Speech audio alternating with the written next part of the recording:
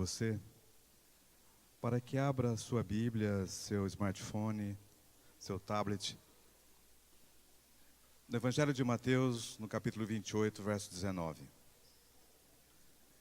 É um texto que você conhece muito bem e que nesta manhã o Espírito de Deus possa falar para você através dos textos da Igreja Apostólica. Também, como um dos pastores desta igreja, quero saudar a todas as mães que estão presentes, nosso carinho, nosso respeito, nosso amor. Vocês representam as nossas que estão distantes. Hoje minha mãe está lá em Goiânia. Eu simplesmente passei um recadinho hoje de manhã para ela de que eu a amo, que estou com saudades. Que cada um falando esses versos ou essas palavras, essas frases, você vê que não era um momento comum. Ele havia ressurgido. Homens e mulheres estavam juntos, ainda comentando todas as nuances, todos os momentos da história do Messias, do Cristo tão esperado. E ali nos recônditos de Jerusalém haviam se reunido um pouco mais de 500 pessoas. Muitos deles eram discípulos de Jesus, mas você e eu nem sabemos os seus nomes. Outros, como aqueles 11, estavam ali juntos, tentando ainda entender o que estava acontecendo. E de repente, vem Jesus Cristo. E ele inicia o texto no verso 18, Mateus inicia escrevendo o seguinte: toda a autoridade, e Jesus aproximando-se falou-lhes dizendo: toda a autoridade me foi dada no céu e na terra. No verso 19, ide portanto fazei discípulos de todas as nações, batizando-os em nome do Pai, do Filho e do Espírito Santo. E no verso 20, ensinando-os a guardar todas as coisas que vos tenho ordenado. E eis que estou convosco todos os dias, até a consumação dos séculos. Esse texto impressiona, porque Jesus Cristo já havia se apresentado ao Pai, agora estava diante dos seus discípulos, diante da sua igreja, que ele tanto preparara. E ele vem agora, não mais como simplesmente o Emanuel, o Jesus Cristo, Senhor da Galileia. Ele vinha como o Senhor dos Senhores. E ele diz assim: toda a minha autoridade foi novamente me constituída.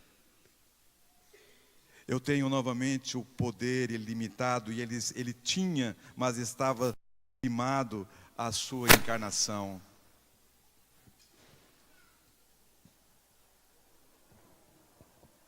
E através desse momento, transcende a sua autoridade, e ele começa a dizer o seguinte: ide, portanto, e fazei discípulos de todas as nações. É interessante, queridos, que a verbalização de Deus e dos céus é ir. E quando eu olho para a minha igreja, eu vejo que o fundamento da igreja é vir. E às vezes nós ficamos nesse contraste entre o ir e entre o vir. Mas Jesus vem agora, e ele, sabendo que muito em breve iria retornar aos céus, ele começa a trazer verdades e pedidos que impactavam os discípulos naquele momento. É interessante que o cristianismo vem em contrafação, ou vem na contramão, melhor dizendo, das religiões pagãs do tempo de Jesus.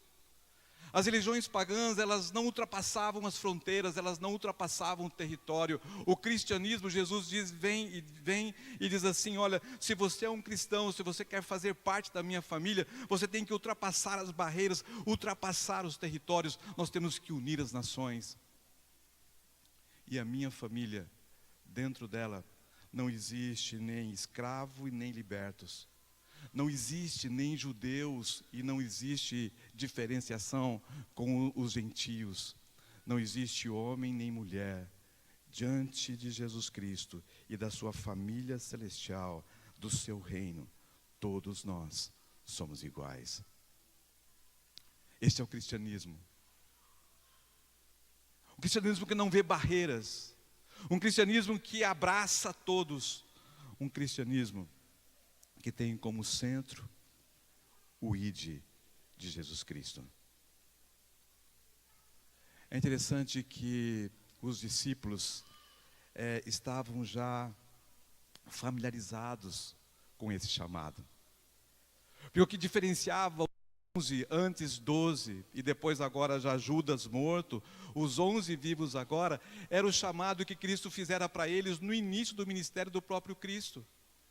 E a diferença entre esses discípulos e os outros é que esses 12 discípulos outrora, eles foram comissionados a serem apóstolos. Porque o discípulo é aquele que segue, é aquele que estava na escola de Cristo, que estava aprendendo com Cristo, que estava vivendo ao lado dele as experiências de cura e salvação. E Jesus chegou para os discípulos e disse o seguinte: agora, além do discipulado, vocês serão apóstolos. E você sabe que o apostolado ou apóstolo significa envio ou enviado. E os 11 foram comissionados a sair, a falar, a pregar, a ir, a curar e salvar.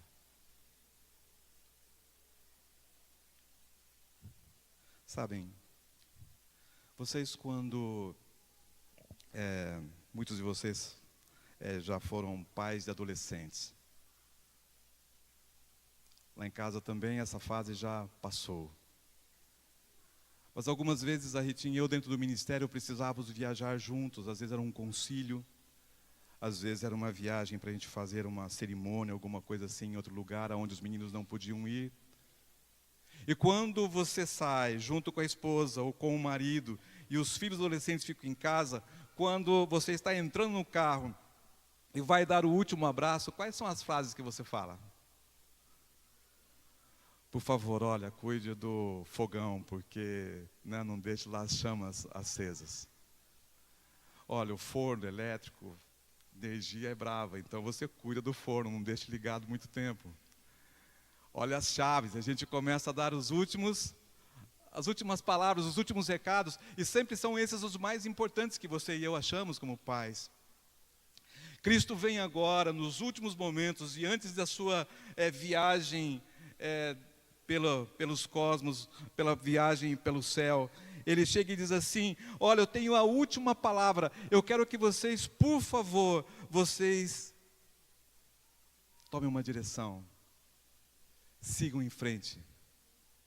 Ide, portanto, e fazei discípulos de todas as nações, batizando-os em nome do Pai, do Filho e do Espírito Santo. Sabe o que às vezes eu percebo? Que às vezes, como pastor, eu estou mais interessado em batizar do que discipular. E é interessante que Jesus vem aqui e diz assim: antes do batismo, você tem que discipular. Eu e você sabemos realmente o que é ser discipulado. Eu e você estamos sentindo realmente que vivemos aqui na terra o reino da graça. E os valores do reino que Jesus os colocou quando esteve aqui, você e eu estamos vivendo esses valores. Discípulos, aqueles que conviviam com Jesus Cristo, o tinham como mestre, como professor, mas que além do ensino, eles colocavam os seus valores em prática. Apóstolos, eles saíam enviados, e como enviados, eles tinham um propósito que o mestre, como discípulos, havia ensinado. E qual era o propósito de Cristo aqui na terra? Curar, pregar e salvar. Esses foram os propósitos de Cristo aqui nessa terra. O que significa missão? Missão significa enviar, sair. E o que estamos fazendo, eu e você? Estamos realmente vivendo um discipulado, onde os valores do reino de Cristo são valores que eu e você os vivemos na nossa experiência, nos nossos relacionamentos horizontais, nos nossos relacionamentos verticais com Deus e com o próximo. Você é um enviado. Eu sou um enviado. Estou eu aceitando o convite de Jesus Cristo para falar, viver e pregar o seu evangelho. É interessante que o ide Jesus Cristo. E o que eles fizeram? Por favor, olhem na sua Bíblia, Atos 1, verso 8. E vejam o que o texto de Atos nos diz, o que Lucas escreveu em Atos, no capítulo 1, verso 8. A Bíblia diz assim, você conhece bem esse texto. Mas recebereis poder ao descer sobre vós o Espírito Santo. E sereis minhas testemunhas, tanto em Jerusalém como em toda a Judéia e Samaria, e até os confins da terra. Jesus estava se preparando para a sua ascensão. E ele diz assim, olha, vocês vão receber poder, a promessa do Espírito Santo, para que vocês possam continuar o discipulado, para que vocês possam ser enviados como apóstolos. Vocês vão receber poder. Vocês serão minhas testemunhas em toda a Judéia, Samaria e até os confins da terra. Ele diz, olha, a igreja aqui de Jerusalém, essa igreja fundada por vocês, meus apóstolos, essa igreja vai fazer a diferença. Essa igreja vai se expandir, essa igreja vai ser multiplicada, o seu poder vai ser inigualável e vocês vão criar impactos por toda a Judéia, por toda a Samaria, por todos os territórios existentes no nosso mundo atual. E o que fizeram esses apóstolos? Se você olha, por exemplo, folheia a sua Bíblia, se você olha aqui para o capítulo 2, o que eles fizeram? Eles ficaram em Jerusalém, diz aqui no capítulo 2, eles receberam a unção do Espírito, eles ficaram cheios de poder, eles saíram dentro de Jerusalém e pregaram em cada rua, em cada bairro, em cada esquina, em cada sinagoga, e milhares de pessoas iam se convertendo. A Bíblia diz assim que um a um iam se entregando ao poder do Evangelho, e a igreja se multiplicava e a igreja crescia.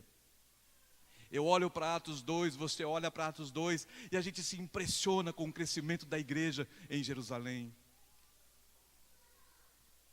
Mas se você folhear a Bíblia para o capítulo 3,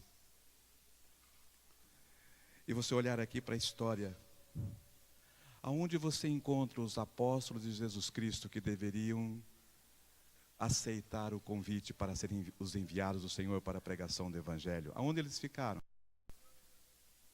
Aonde? Eles saíram para pregar? Aonde eles ficaram? Por favor, me ajudem. Aonde? Em Jerusalém. Eles sabiam do ID, eles foram comissionados por Jesus Cristo para serem apóstolos, enviados, mas eles continuaram em Jerusalém. Se você olha para o capítulo 4, você vê que os apóstolos, eles não se mexiam, eles não saíam de Jerusalém. E se você for folhear para o capítulo 5, e se você for vir para o capítulo 6, você vai ver que em todos os momentos a igreja estava se fortalecendo aonde? Em Jerusalém. Mas nenhum dos apóstolos cruzava as fronteiras e ia para Samaria e para outros lugares. No capítulo 7, você encontra com algo impactante. A morte de quem? De Estevão. A perseguição a esse diácono, a esse líder do Senhor na igreja de Jerusalém. E eles estavam sendo perseguidos em Jerusalém, mas ninguém saía. Os apóstolos continuavam desobedientes à missão, eles não saíam. E a igreja de Jerusalém foi se tornando uma mega igreja. As estrelas do discipulado de Cristo, todos ali. Imagine as pregações, imagine as curas, imagine o movimento. E aquela igreja crescendo, aquela igreja recebendo novos membros. Mas ninguém saía. Eles não foram, ficaram em Jerusalém. No capítulo 8, algo acontece. Veja aqui o que diz a Bíblia. Eu queria que você olhasse para o verso 1 do capítulo 8. E a Bíblia diz assim: Naquele dia levantou-se grande perseguição contra a igreja em Jerusalém. E todos, exceto os apóstolos, foram dispersos pelas regiões da Judéia e Samaria. Veja que impressionante. Depois da morte de Estevão, liderados por Saulo, a igreja começou a ser perseguida. Pessoas começaram a morrer, pessoas começaram a ter dificuldades nos seus empregos, nas ruas onde moravam. E aqui diz assim, que através da perseguição, essas pessoas foram dispersas, milhares de pessoas, e eles foram para as regiões da Judéia e Samaria. Olhe no verso 4, por favor, a Bíblia diz assim: entre mentes, os que foram dispersos iam por toda parte, fazendo o quê? Pregando a palavra. E as pessoas saíram. E as pessoas começaram agora a ouvir o ID. Todas elas saíram. Foram todas que saíram mesmo? Quem ficou? Ou quem? Os que ficaram? Os apóstolos. Os comissionados de Jesus Cristo não queriam aceitar o chamado para o envio. Eles queriam ficar na mega igreja de Jerusalém, na grande igreja.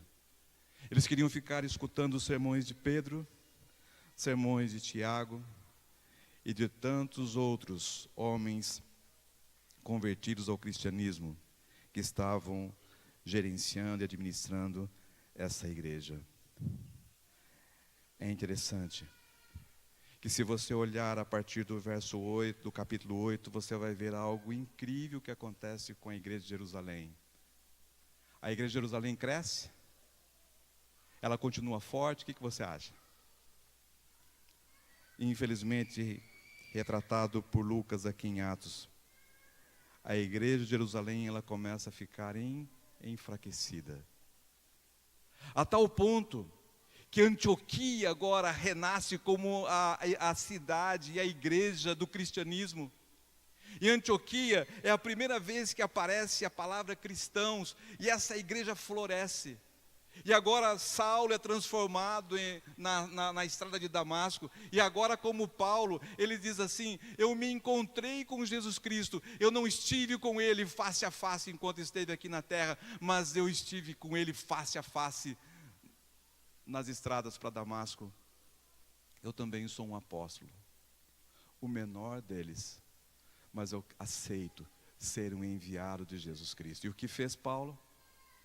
Paulo envolveu dezenas de homens e mulheres, centenas de homens. E Paulo agora começa um trabalho maravilhoso. E ele começa agora como enviado a sua missão. E a missão era evangelizar o mundo. E as novas igrejas iam surgindo, diz a Bíblia aqui, por todos os lugares. E sabe o que essas novas igrejas fizeram? Sabe o que elas fizeram? Elas começaram a arrecadar fundos para sustentar qual igreja? A igreja de Jerusalém. Já parou para pensar nisso? A grande igreja, a sede do cristianismo, Jerusalém, com os grandes apóstolos, os discípulos enviados diretamente pelo Mestre, para que pudessem curar, salvar, pregar e abraçar o mundo através da mensagem de inclusão do cristianismo. Essa igreja se enfraquece. E as pequenas igrejas ao redor, elas começam a sustentá-la. Queridos, essa é a história de uma igreja e das igrejas dentro do contexto do cristianismo em todos os seus anos e séculos de vida. Esta é a história de uma igreja que não tem na sua essência o DNA de Jesus Cristo, o DNA de Deus, de ser uma igreja missionária. Se nós estamos mais preocupados em vir do que a ir, a tendência da nossa igreja é estarmos indo para um enfraquecimento.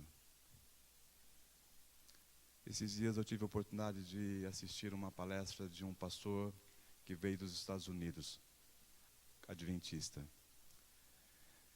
E ele trouxe uma estatística de lá. E essa estatística mexeu com o meu coração. Ele dizia o seguinte: olha, as igrejas nos Estados Unidos pararam de ser missionárias, as adventistas. As igrejas estão enfraquecendo. Uma igreja que não envia, uma igreja que não tem missão, faz com que os jovens dessa igreja, através de 10, de 15 anos, 75% desses jovens, a estatística da nossa igreja diz, sairão do adventismo. Somente 25% dos nossos jovens ficam numa igreja que não envia, que não tem discipulado. Uma igreja que não tem o sentimento do apostolado, de pregar o evangelho e de plantar novas igrejas. Eu olho para a comunidade do Juvevê, e nesses últimos 10 anos eu pergunto para você, quais foram os movimentos missionários que nós fizemos, que repercutiu em novas igrejas, em plantios de novos centros para a pregação do evangelho? Sabem, queridos, olhando aqui para Atos e continuando pela história da Igreja Apostólica, veja aqui no verso 31 o que aconteceu com a igreja depois que as pessoas saíram e começaram a pregar o evangelho, aceitando o chamado de Jesus. No verso 31 do capítulo 9, a Bíblia diz assim: a igreja, na verdade, tinha paz por toda a Judéia, pela Galiléia e Samaria, edificando-se e caminhando no temor do Senhor, e no conforto do Espírito Santo crescia em números. Multiplicação da igreja.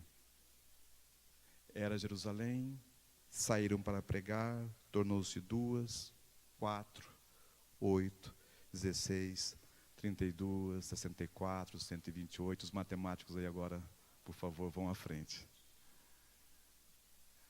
Mas vejam a multiplicação da igreja. Vejam o crescimento da igreja. A igreja, em sua essência, irmãos, tem que ser uma igreja missionária. Essa é a essência da igreja.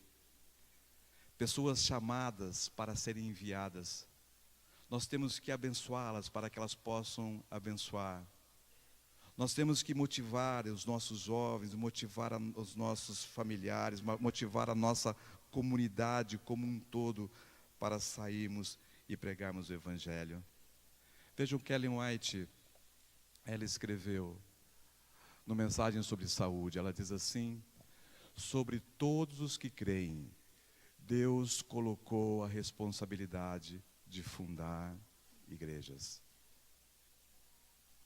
Ela colocou aqui sobre os pastores, é a responsabilidade. Sobre a nossa rádio Novo Tempo aqui de Curitiba, é a responsabilidade. Nossa clínica de saúde é a responsabilidade. A TV Novo Tempo, é sobre ela que é a responsabilidade de plantios e de abrir novas igrejas, de fundar novas igrejas. Ela diz assim: sobre todos os que creem. Quando eu e você cremos em Jesus Cristo e aceitamos o seu plano de salvação e o seu chamado, Ele já diz para você: ide, ide, e fazei discípulos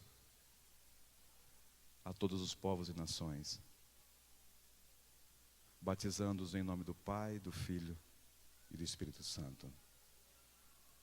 Sabem, queridos, eu olho para João no capítulo 20, verso 21, e vejo aqui uma segunda comissão de Jesus Cristo.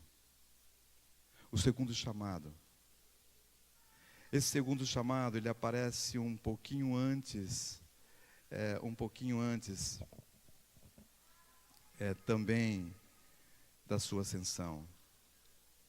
E ele diz assim, vejam o texto: assim como o Pai me enviou, eu também vos envio. Eu olho para esse texto e vejo que Jesus foi um enviado. E ele veio para curar e salvar. Ele veio para buscar e salvar aquele que havia se perdido, ele mesmo disse. E é incrível a maneira como que Cristo agiu. É interessante que eu poderia perguntar assim para você, como que foi o envio de Cristo, qual foi a experiência de Cristo, qual foi a sua vivência, quais foram os seus valores, pelos quais hoje você e eu vemos Cristo cumprindo com o envio do seu Pai. E a Bíblia diz assim, no verso 14 do João 1, diz assim: e o Verbo se fez carne e habitou entre nós. Esse habitar no grego é a palavra eskenós. E eskenós no grego significa construir casas, erguer tendas. A ideia é que Cristo veio e Ele fez morada entre nós. Ele se tornou homem como eu e você. Ele teve os mesmos sentimentos que você e eu. E a Bíblia diz assim, que Ele aprofundou a sua vida em relacionamentos com homens e mulheres. É incrível, mas a Bíblia diz assim, através dos escritos dos evangelhos, ela deixa entender o seguinte, que as pessoas diziam o seguinte: olha, lá vem o comilão, porque só no livro de Lucas aparece 14 vezes Cristo comendo em alguma casa, ou com alguém, ou com a multidão. Mas por outro lado, a Bíblia diz assim que ele comia bastante, mas ele andava bastante também, né? Andava e caminhava muito. Mas ele manteve seus relacionamentos com as pessoas. E é incrível que numa paráfrase da mensagem, o autor dessa paráfrase bíblica, ele diz assim: e o Verbo se fez carne e se mudou para a vizinhança. Essa foi a vida encarnacional e missional de Jesus Cristo. Encarnacional porque diz aqui que o Verbo se fez carne, Ele saiu da sua potestade, Ele saiu do reino do Pai e desceu até a terra para restaurar e instaurar o reino do Pai no coração do ser humano. E foi através da cura, através do amor, através da bondade, que Jesus Cristo, Ele abençoava as pessoas que estavam ao seu lado a cada momento. Eu pergunto para você nesta manhã, será que estamos, como disse Jesus nesse verso de João 20, 21, será que nós estamos cumprindo com o envio que Ele tem chamado você e eu para realizarmos? Ele diz assim: assim como o Pai me enviou, eu também te envio. Você tem sido uma bênção para as pessoas que estão ao seu redor?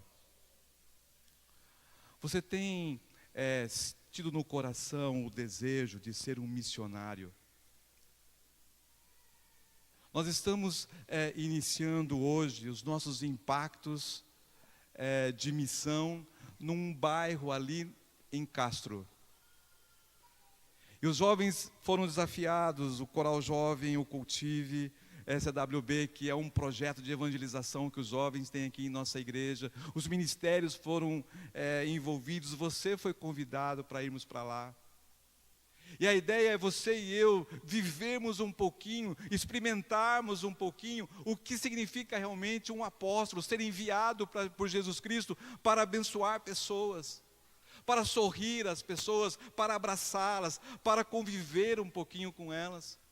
Às vezes, queridos, nós ficamos interessados em que as pessoas aqui do bairro do Cabral conheçam a placa de nossa igreja. Mas eu te pergunto, quantas pessoas pelo nome você conhece que moram aqui no bairro do Cabral? E eu tenho me perguntado muito sobre isso.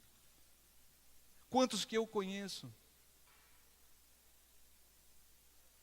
E sabe onde eu comecei a ter minha experiência de conhecer pessoas? Eu comecei aqui uma experiência minha pessoal aqui na Requinte. Eu gosto de vez em quando de ir ali. Tem alguns amigos aqui que a gente de vez em quando marca um encontro, a gente vai ali na Requinte. Eu comecei a conversar com os rapazes ali, todos sabem hoje que o Claudenir é pastor aqui da igreja. E às vezes eu chego ali, o Paulo, por exemplo, chega e diz assim: pastor, precisava de uma oração, você pode orar comigo? A gente sai ali num cantinho e a gente começa a orar. Eu comecei a fazer esse apostolado, queridos, do envio, de abraçar e abençoar pessoas nas 6 moradias, 6 famílias que vivem ao meu redor, ao nosso redor, ali na nossa casa. Esses dias eu falei para vocês, eu comecei ali, junto com a Ritinha, a gente fez na Páscoa algumas coisas, entregamos para os nossos vizinhos. Sabe o que aconteceu? No dia de Páscoa, no domingo, todos os nossos vizinhos levaram um presente para a gente, lá na nossa casa.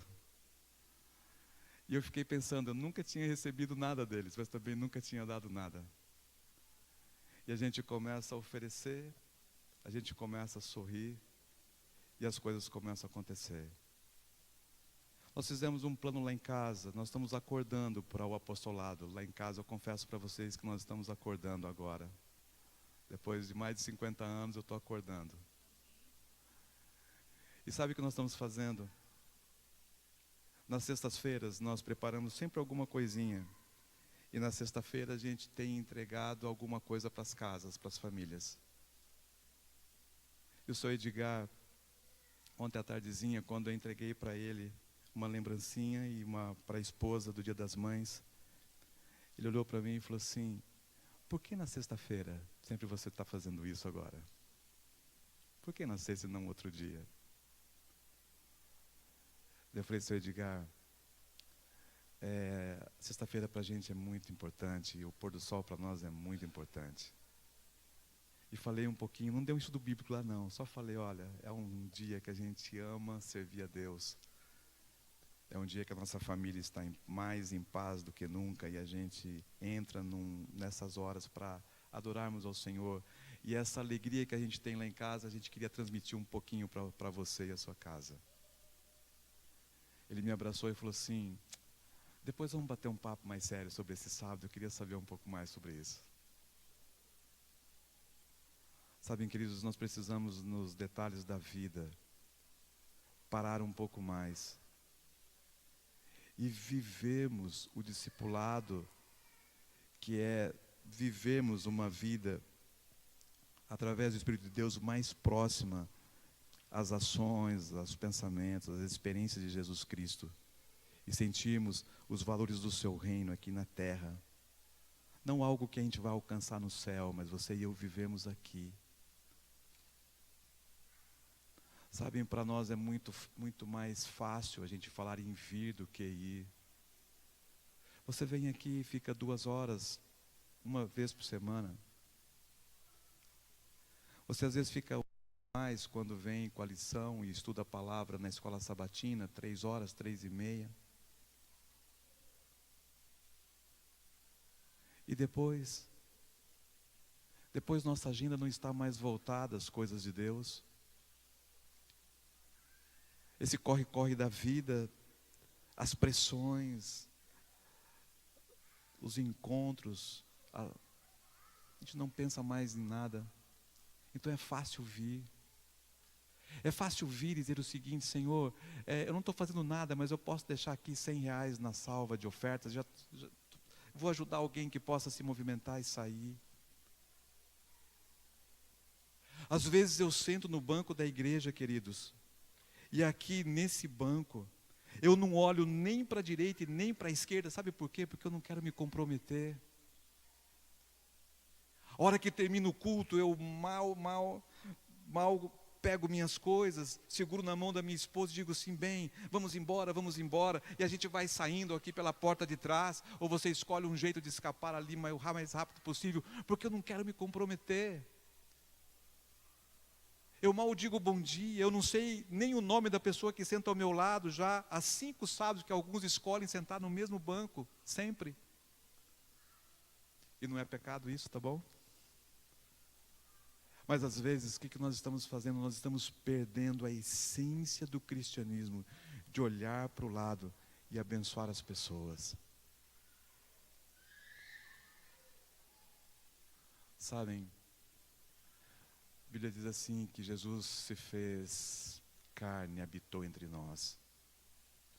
Ficou hoje muito lindo falar em igreja missional, e todo mundo diz assim, eu sou um missional, né? Agora eu só penso em missão.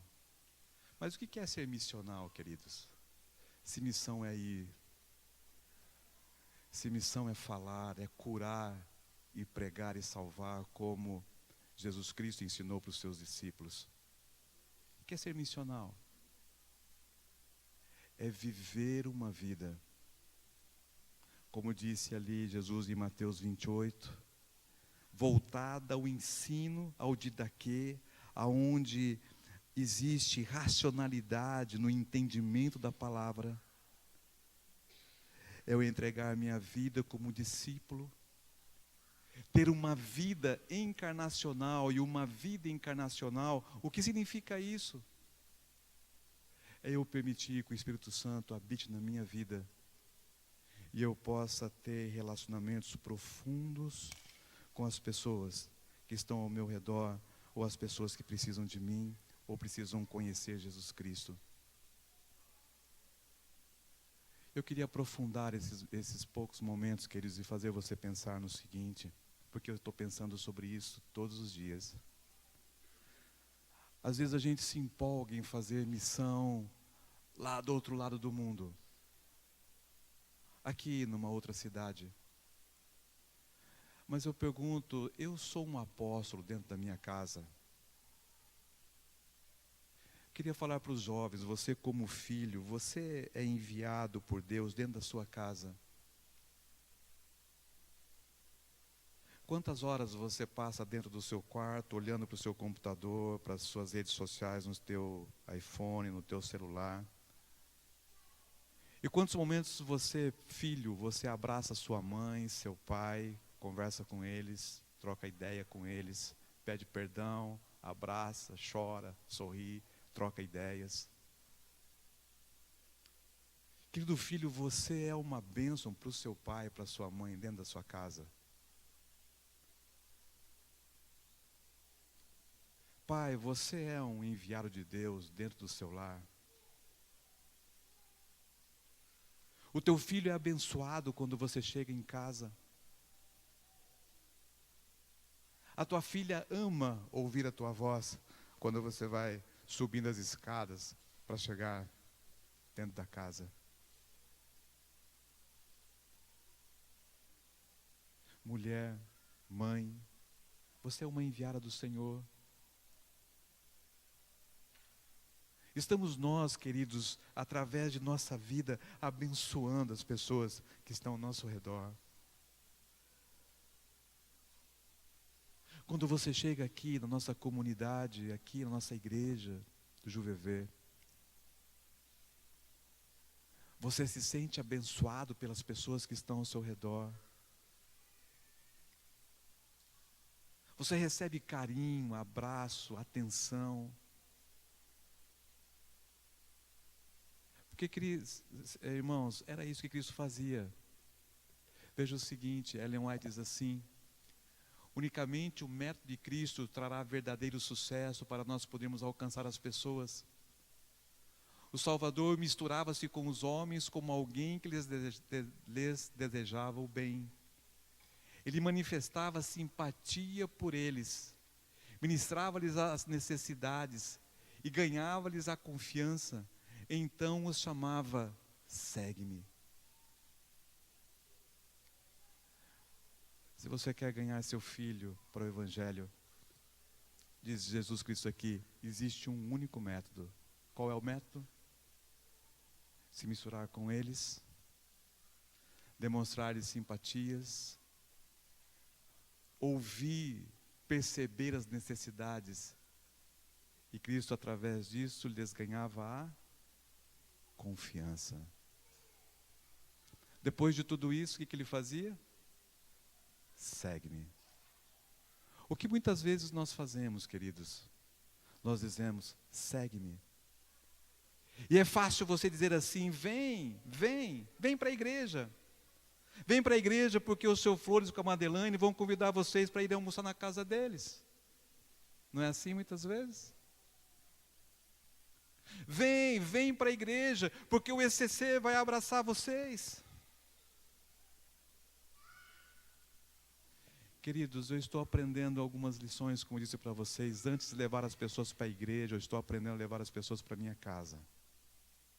Porque é ali que o discipulado, o envio, o apostolado do ID de Jesus Cristo, nós vamos experimentando, vivendo e compartilhando. Ser missional, eu vou ler esse texto. Esse é um grupo de homens e mulheres que se juntaram e construíram uma missão de plantio de igreja. E eles escreveram o seguinte: ser missional tem pouco a ver com cultos modernos, luzes, música de qualidade e prédios, mas tudo a ver com o cristianismo autêntico de imitadores de Cristo. Além de serem enviados, encarnam e habitam convivendo com pessoas no mundo e se relacionando de maneira profunda, íntima e significativa. Queridos, ainda como igreja, nós estamos, como a igreja de Jerusalém, preocupados simplesmente com o culto das 10h30 ao meio-dia. E se passa 5 minutos, a gente ainda fica mais agitado. Como igreja, às vezes, como pastor, eu demando energia, muito tempo da minha semana para poder ajustar, juntamente com a Marilene, que me ajuda muito nesse particular, o culto, a liturgia do sábado. E nós ficamos presos ao sábado. Você diz assim: eu estou indo à igreja, eu estou cumprindo com a minha vida missional, eu estou realizando uma vida encarnacional, que hoje virou moda a gente falar essas palavras dentro da igreja, e nós ficamos simplesmente presos ao culto. E nós nos esquecemos que você e eu, nós somos o templo do Espírito Santo. E esse culto racional, esse culto experiencial tem que acontecer quando? Todos os momentos da semana em minha vida.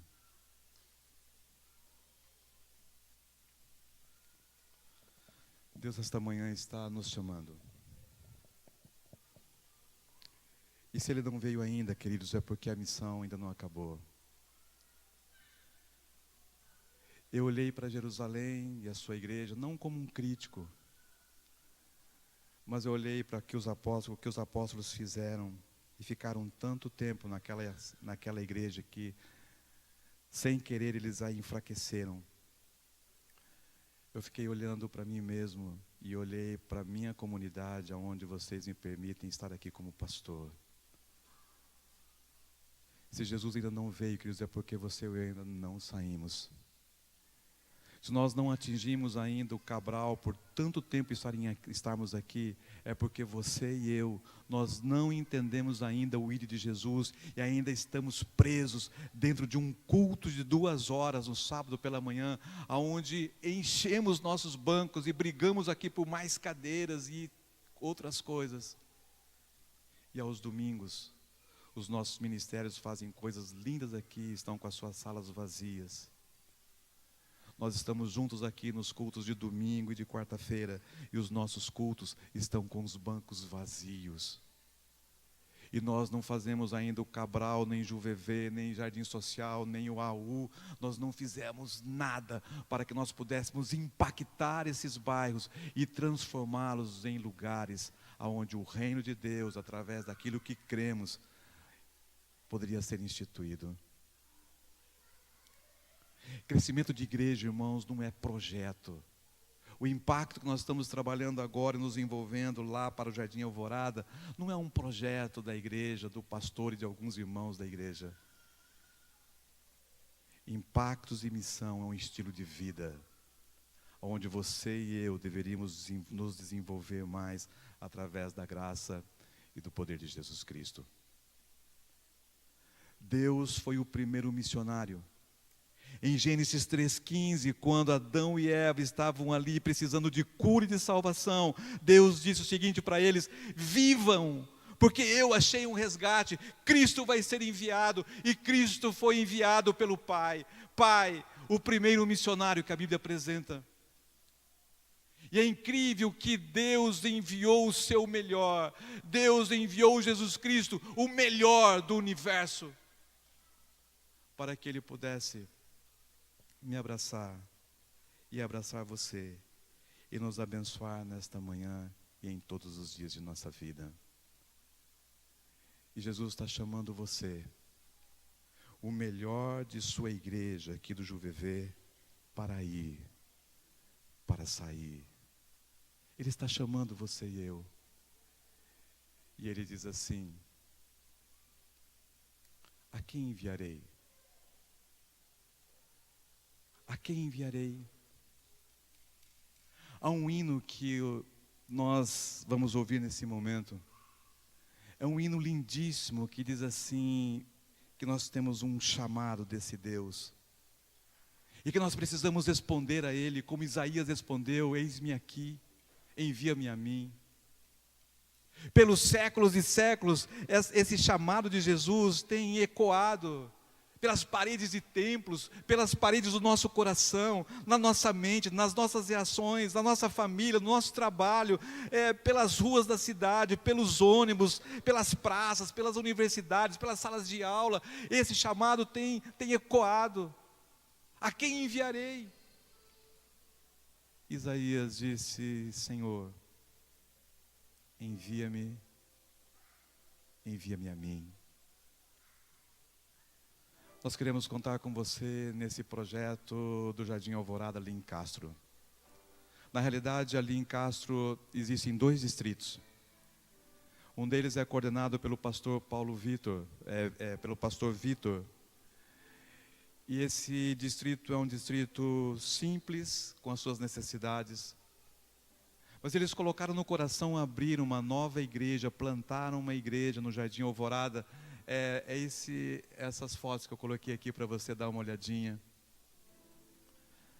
Ali hoje temos 1000 casas. Hoje um terreno ali está caríssimo, para vocês verem, é um bairro lindo. Eu nunca vi um bairro assim nascendo num lugar como esse, um pouquinho distante da cidade, mas as ruas, o asfalto do bairro, é asfalto de alto nível, as repartições do bairro, coisa linda. Hoje temos já 850 famílias morando no bairro, mas a perspectiva é de que até o final do ano, pelas construções que estão acontecendo, que tenham ali mais de 1.500 famílias já morando nesse bairro. Estivemos lá com alguns irmãos da igreja, estamos sonhando em compartilhar com eles um plantio de uma igreja ali no Jardim Alvorada. O terreno dessa igreja foi comprado essa semana em parceria com a associação. Nós a compramos ali por R$190 mil. Vejam, 2 terrenos de um bairro lá em Castro. Vejam o valor de um terreno como esse. E Deus está chamando você para que nos juntemos e como uma grande comunidade, com o poder de Jesus Cristo e com a bênção de Deus, nós possamos chegar ali para abençoar pessoas, para sorrir com eles, para conhecê-los, para abraçá-los. No mês de junho vamos levar lá agasalhos, no mês de julho os Calebes vão estar ali com a sua alegria, falando de Jesus Cristo, testemunhando para aquelas pessoas. Em agosto, o pessoal da saúde vai levar ali cura e bênção para aquelas pessoas. Eu queria convidar você nesta manhã para ouvir a voz de Jesus Cristo. A quem enviarei? Envia-me a mim, foi a resposta de Isaías.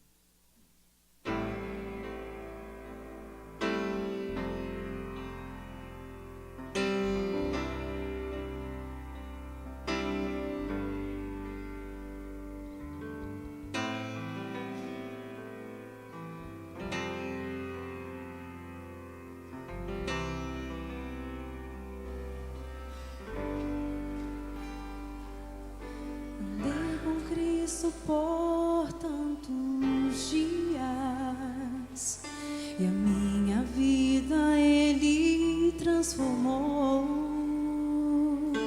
Com sua morte os sonhos derreterão, Mas o anjo disse que ressuscitou.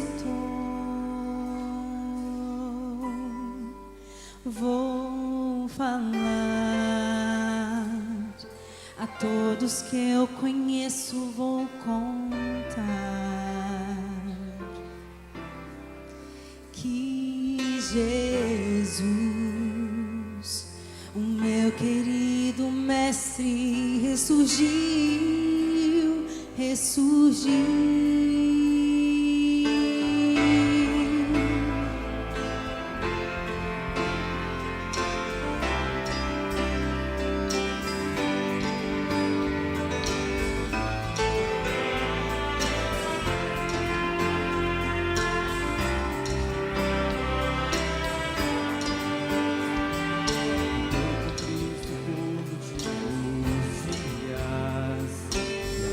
Vida Ele transformou, e ao subir ao céu senti saudade, a sua missão é o que me motivou. A minha vida agora é segui-lo, guiado sou pelo Consolador. Suas palavras eu quero compartilhar, e ao mundo contarei o seu amor. Vou falar a todos que eu conheço, eu vou contar que Jesus,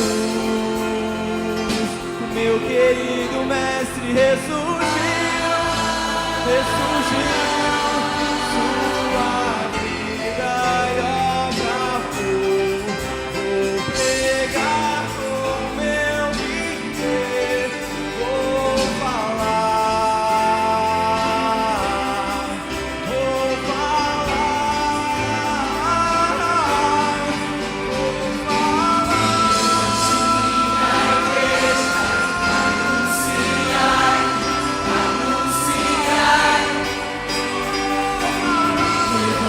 Povo santo,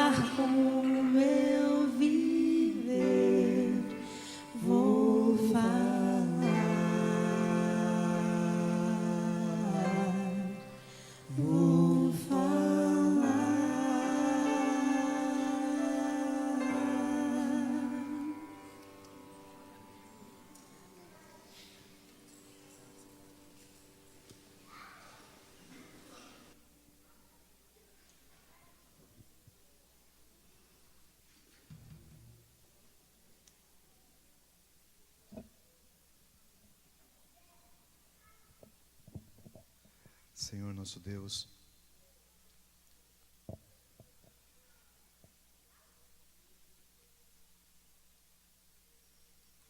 Esses jovens foram desafiados a, em pleno século 21, serem apóstolos do Senhor, serem enviados para fazerem o ministério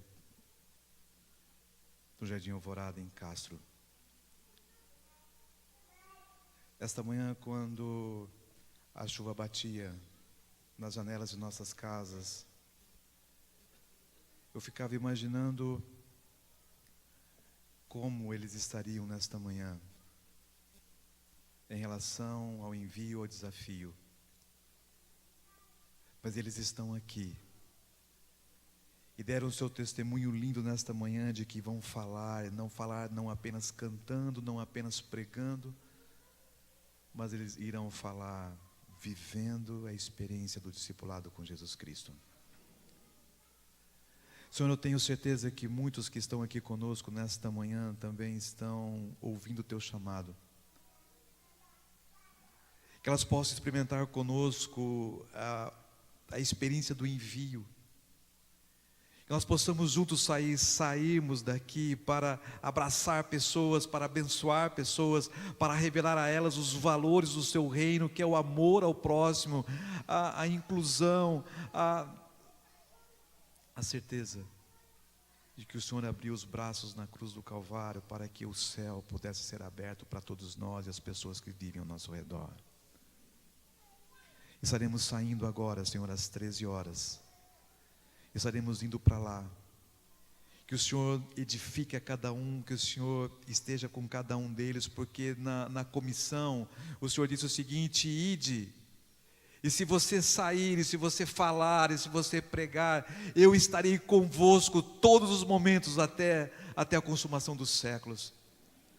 Por isso, se alguém aqui nesta manhã ainda está pensando, se tem ainda um temor no coração, por favor, não se esqueça, porque o Senhor Jesus Cristo disse: eu estarei com você, eu ajudarei você, eu abraçarei você. E se você não souber falar, se você não souber cantar, eu falarei por você, eu cantarei por você, porque eu quero vê-lo abraçado à grande família, a família celeste, pela qual um dia estaremos juntos com o Senhor para sempre.